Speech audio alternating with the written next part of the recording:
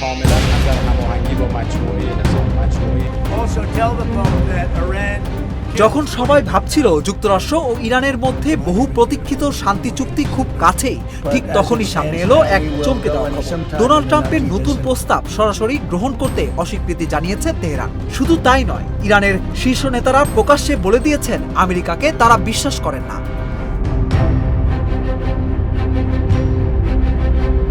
কয়েক মাস ধরে চলা উত্তেজনা, হামলা, পাল্টা হামলা এবং কূটনৈতিক নাটকের পর ধারণা করা হচ্ছিল অবশেষে হয়তো একটি বড় সমঝোতার দিকে এগোচ্ছে দুই দেশ। কিন্তু পরিস্থিতি এখন উল্টো দিকেই মোড় নিচ্ছে।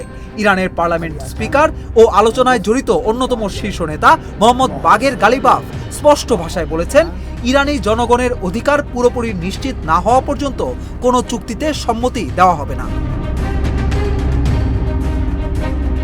এর মধ্যেই মার্কিন সংবাদ মাধ্যমগুলো দাবি করেছে ট্রাম্প প্রশাসন আগের খসড়ায় আরও কঠোর সংশোধনী যুক্ত করে নতুন প্রস্তাব তেহরানের কাছে পাঠিয়েছে। কিন্তু সেই সংশোধনী গ্রহণ করা হয়েছে এমন কোনো ইঙ্গিত দেয়নি ইরান, বরং তেহরানের অবস্থান আরও কঠিন হয়ে উঠছে।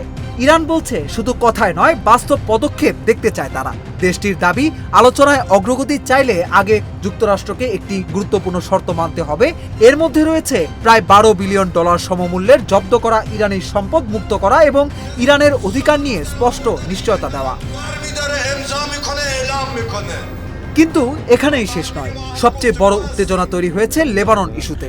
ইরানের পররাষ্ট্রমন্ত্রী আব্বাস আরাকচি হুঁশিয়ারি দিয়ে বলেছেন, লেবাননের যুদ্ধবিরতি লঙ্ঘিত হলে সেটিকে পুরো যুদ্ধবিরতির লঙ্ঘন হিসেবে দেখা হবে।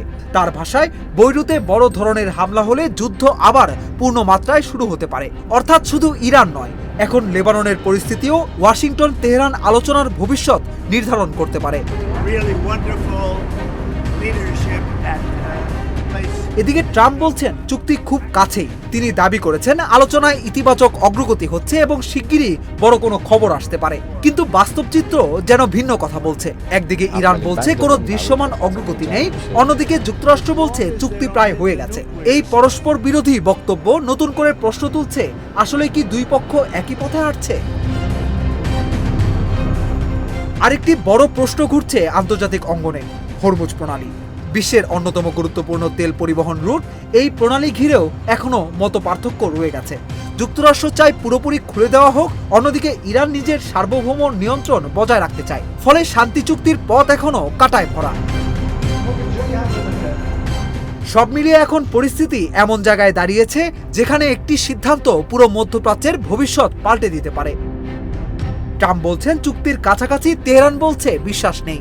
আর এই দ্বিমুখী জটিলতার জট কবে খুলবে সেটাই এখন দেখার পালা।